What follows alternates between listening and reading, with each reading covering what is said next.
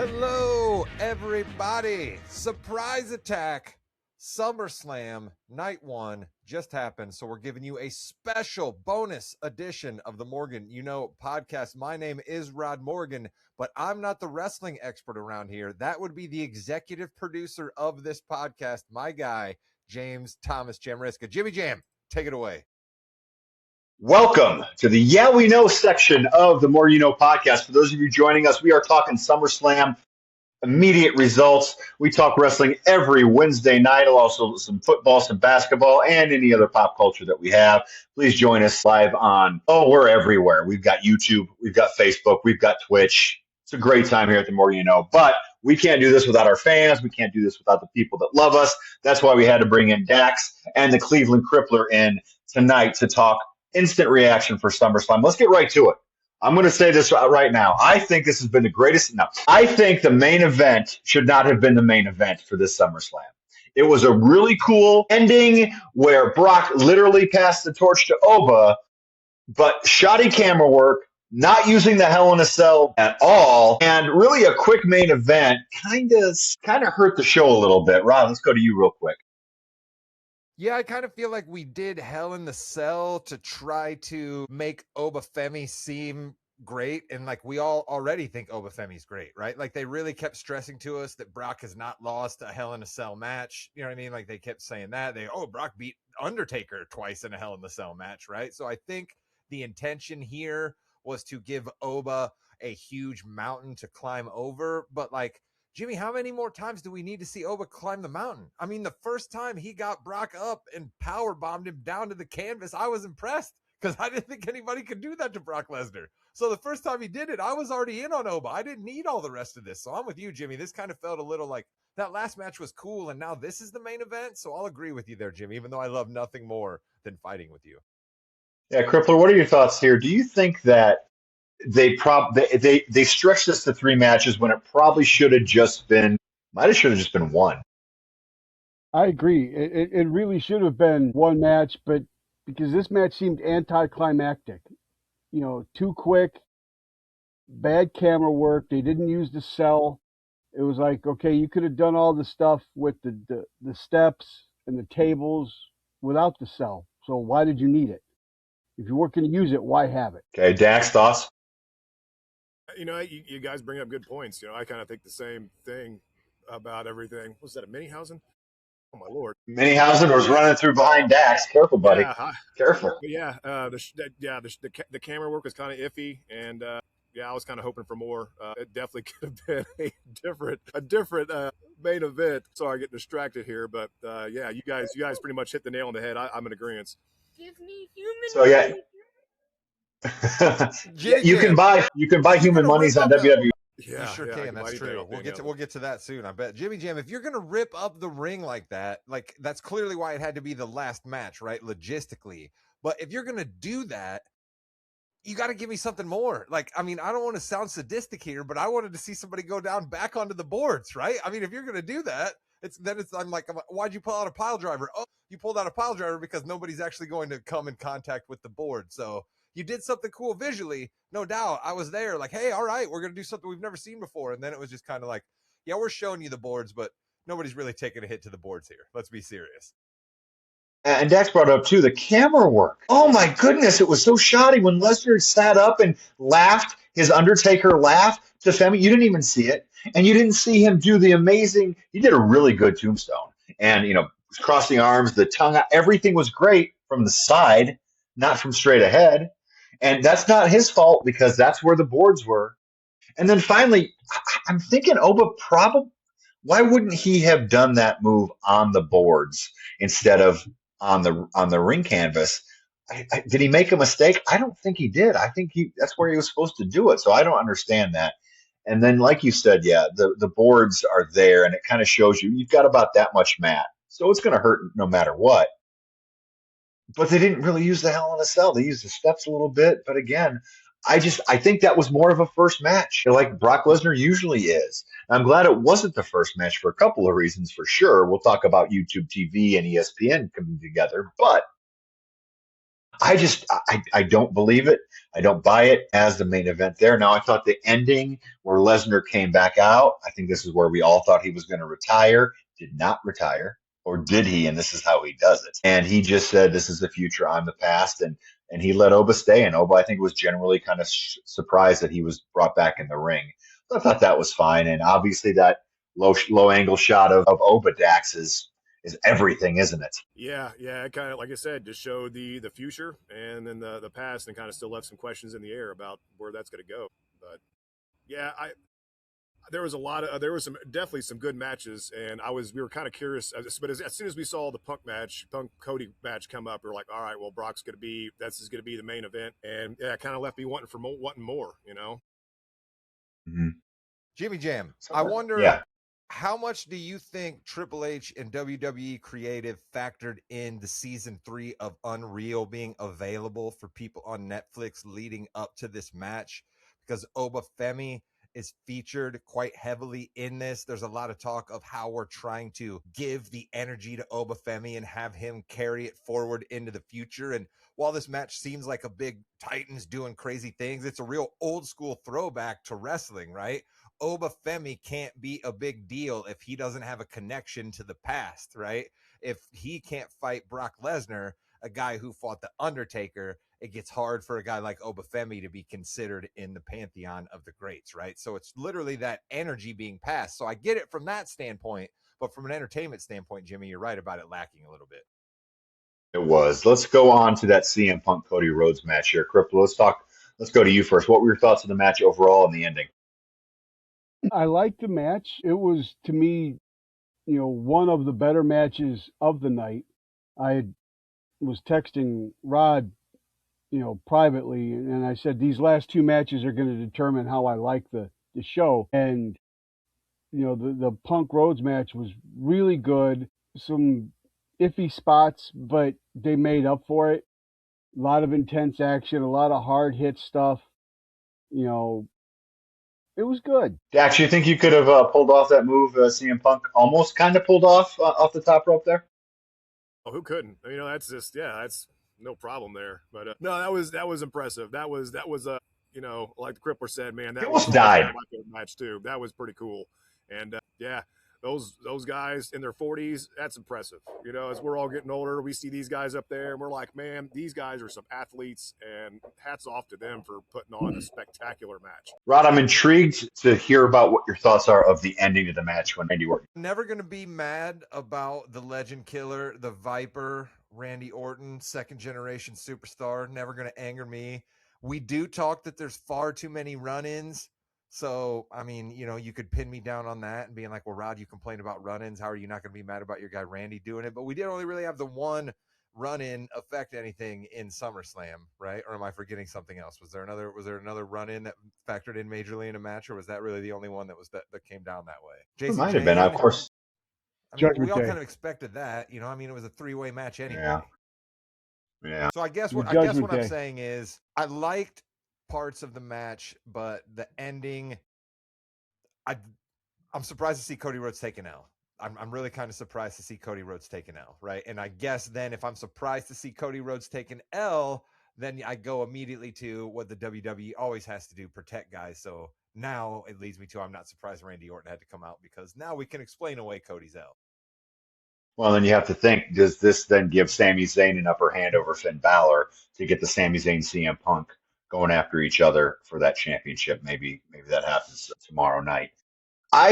When you have a match that's that long and has that many near finishes, having someone come out randomly at the very end to finally end the match always rubs me the wrong way. I don't understand why you would wait that long. Just come out earlier and do it. Oh, but they were beaten down so much. Yeah, but they were beaten down for the 2 3/4 counts too. So I thought overall it was a really solid match. I didn't really like the ending as much. Having Randy Orton and Cody Rhodes in a program just means that Cody's out of the title picture for now. And I think it's probably good for him. I know Chris King he just wrote me a letter. It'll be here in a couple days or a couple weeks, that he's very happy with that as well for that. I do want to talk next, Rod. You are our rock expert. Nick Aldis came out to some Oasis. Now, is that yacht rock or is that regular rock?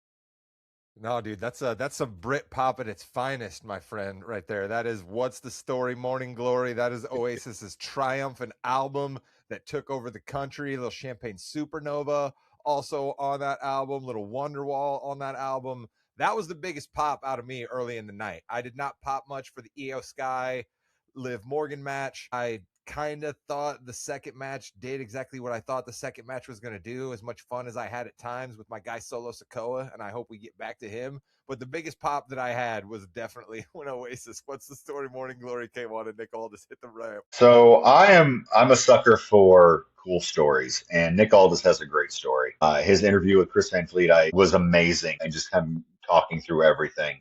You know, his wife was a huge WWE superstar, Hall of Famer. He never really got there, and he came out on the biggest stage in the world, looked amazing, looked like he had been working his ass off and not going to France for the past 8 weeks.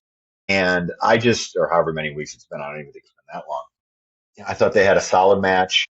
Gunther should have won and did win, Dax, and I'm very happy for him. It was a really cool moment. How about you? Yeah, I mean, I love watching Gunther wrestler. You know, but yeah, Nick Aldis, he held his own and he made that. I want to see more from Nick Aldis. You know, I don't know if everybody else saw. I got a kick out of the sign that said Aldis and a bag of chips in the background. I was just like, that made me laugh at least.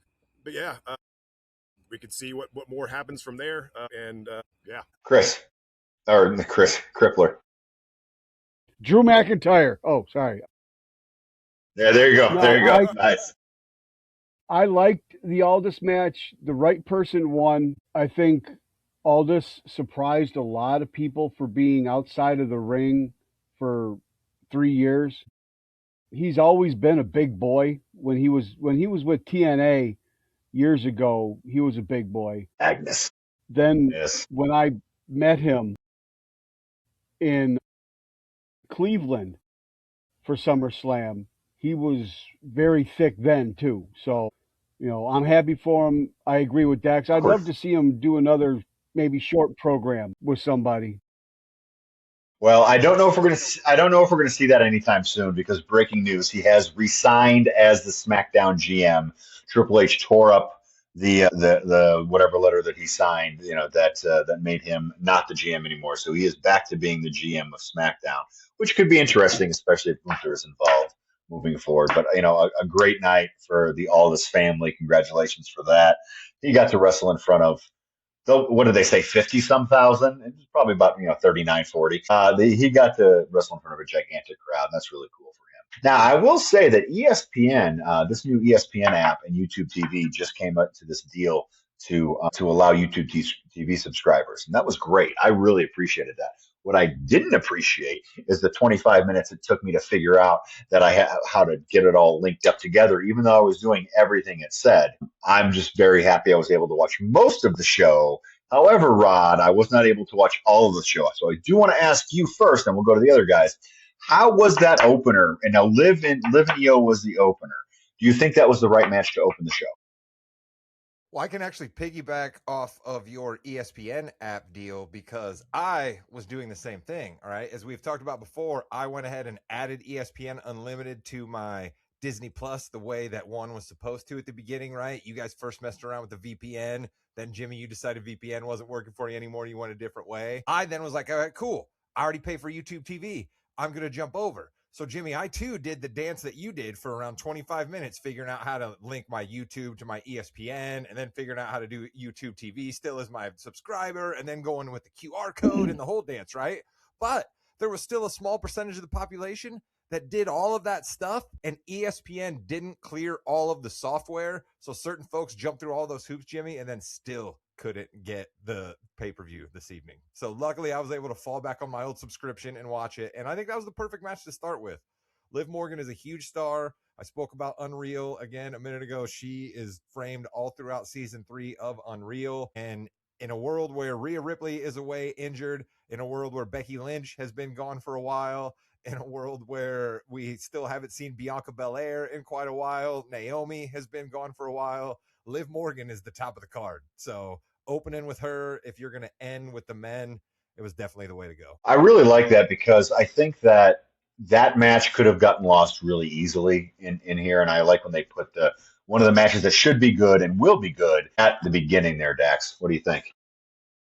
Yeah, we had some weather issues, so we started everything late to kind of talk about the way to view it or whatever. But yeah, we signed on the ESPN, and we're fast forwarding through, unfortunately, a lot of the promo stuff, and just to get to the matches. And but I really like the EO Liv match. They're both fantastic wrestlers. Liv is does such a good job of being a heel.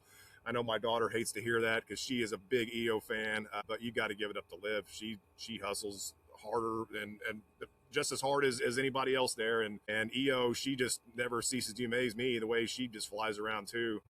Yeah, I was happy to see that. It kind of got your attention right off the bat. Like, oh, what are these two ladies going to do? And they got it off to a great start. Crippler, thoughts? I agree with everyone. I think it was the right match to start. I normally hate run-ins because there's way too much of them, but you knew at some point the Judgment Day was going to show up. They did their little thing, got beat up, and then all that. But the match itself was good. There was a lot of good spots, a lot of good back and forth. And Dax, you're right. The Liv is a very good heel. Still can't sing worth a whatever, but very good heel. Oh, better watch that. That's funny. Listen, So, hey, Rod, thoughts she's on not this? yacht rock. CM Punk exactly. CM Punk just called out Oba Femi. He wants Oba. You want to see CM Punk against Oba Femi? No. What is he doing? He's an idiot. We all feel a little bit 10 foot tall and bulletproof after we win. You know what I mean? And we all get a little big in our britches, but like, let's relax. You see what this guy just did to Brock Lesnar? I mean, like, they started talking about your knee injury like 7 minutes into the match versus Cody here, CM Punk. Like, I've come over to the side of respect for you there, Phil. Although, again, speaking of season 3 Unreal, he's talking to you way more about his dog Larry than he's talking to you about what's going on in the business. So CM Punk is clearly one of those guys who doesn't necessarily love what's going on with Unreal, but he's participating some unwillingly, it seems. But I don't know. I don't want to see Oba Femi fight CM Punk. I just don't. I want to see Oba Femi lay waste to some other people, and CM Punk is not necessarily on the list of people I want to see getting laid waste to. And I can't believe I'm saying that because I used to not be a fan of his. No, So also, didn't he do just oh, go ahead. he just told Rey Mysterio that AAA is going to be in Chicago and Dominic needs an opponent. So isn't he fighting Dominic? He's going to fight everybody. I mean, Dominic and Oba Femi are yeah. essentially the same wrestlers, so it should be fine for sure. So let's do this hypothetically speaking here. Let's say that you have a match at WrestleMania for the women's tag team champions, and one of the people gets hurt. So you bring in somebody else, and they win, and then this other person comes back, and you're going to have them turn. But during the turn, the other person gets hurt. Now what do you do with the Bellas and Paige and what's going to happen now, Dax? Yeah, I was kind of thrown off. Like, all right, now they're just going to beat the daylights out of Paige here, and I was kind of like, all right, I really wasn't on page with that. No pun intended. But yeah, I guess I'm curious where the Bellas are going to go. Are they turning now? But it seems like they still get plenty of pop from the crowd. So, I don't know what happens to Paige. I guess it kind of gives you a lot of story flexibility on where they're going to go after this. But yeah, but it looked like Brie hurt her shoulder, and that's the issue. Because if she hurt her shoulder and she's out for a while, then what do you do? I mean, Rod, first of all, how was the match? Did you like the match? Did you like the end? I continue to believe that Nikki and Brie Bella exist solely on the Hall of Famer Nikki and Brie Bella. You know what I mean? Like, I don't necessarily know that either one of them are doing great work at this point.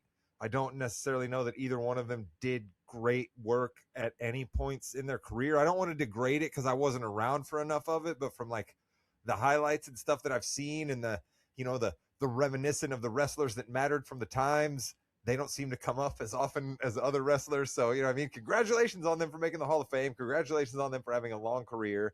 Congratulations on Nikki Bella having an entrance that certainly seems to excite people, I guess, right? I'd say that would be the thing that I could describe about Nikki Bella more than her wrestling. But Dax, I'm with you that they seem to get a pop at some point, but I don't know that I've ever seen a turn go over to a more silent arena than when she turned on Paige, and everybody in the arena was kind of like, we don't care. Like, that was basically how it went down when she turned on Paige, or at least that's what I thought it sounded like. You're right. That's how they've kind of wrestled their entire career. I mean, it's been more of kind of a gimmicky. It's their gimmick that gets over, not their work. It sucks though if Bree just got hurt again. I mean, that really sucks. And we'll see what happens there. Obviously, Paige and Nikki can go after each other. I don't want to spend too much time on that one, but Crippler, I do want to talk to you a little bit about the 6-man with Royce Keys, LA Knight, and Solo versus the Bloodline. I can't believe our boy got the pin. Like, that's a good thing for LA Knight, right? It's about time they gave him something, but that match seemed kind of just wonky to me. It was like, they're like, well, if these guys lose, Roman's going to be mad, but if these guys win, yay. I went and refilled my dinner plate at that match. Good. It was the dinner plate match, Rod. Oh, that's incredibly great. Here's what I say that match did. It was great for our boy LA Knight. It continued to prove that Solo Sikoa is the funniest wrestler we have. Speaking wise, okay, don't get me wrong. Danhausen does everything that Danhausen does, and we laugh at everything that he does. But if you want to give me somebody who's just going to say something that's funny, Solo does it at the drop of a dime. Pew pew, right? There was a couple of pew pew signs out in the crowd after him making fun of the, what are you going to do? Give me a warning shot, right? I mean, Solo is great. So I love seeing his work in this match. I love seeing him at the end of the match. I'm starting to get a little tired of the Usos stick, and we spent a bunch of weeks making Jacob Fatu out to be the Samoan werewolf again, a guy that everybody's scared of, and he seemed to be awfully neutered in that match to me, Jimmy Jam. He didn't seem like a complete badass at all. Yes, I wasn't. Unfortunately, that was the time I was fighting with ESPN, so I wasn't able to see that. I was curious about that though, Dax. Do you think they've kind of dropped the ball with the werewolf or not? Yeah, I agree with you there. I mean, I know it seems like he's like all Jacob's been doing is just standing behind Rowan and putting up the one, behind him, and then he randomly just will beat up somebody outside of the stadium. And I don't know, like neutered is kind of a good way to put it. He hasn't really been fully unleashed as the werewolf, that he was, months and months ago, and I don't know. It seems like they had 6 big personalities in there, and they didn't really elaborate on any of them. Like, everybody's still just kind of like, meh, like, yeah, like, okay, Knight got the pin, which he needed to do something, but I don't know.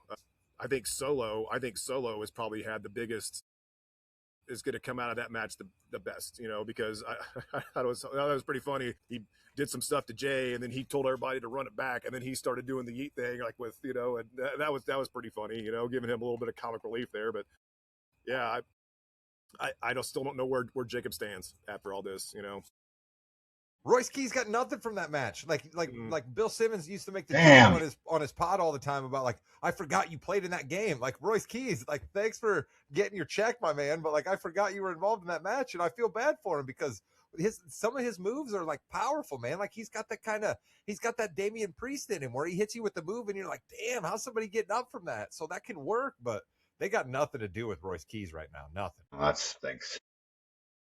I don't like that at all. Thanks, Rod. I love me some Royce Keys.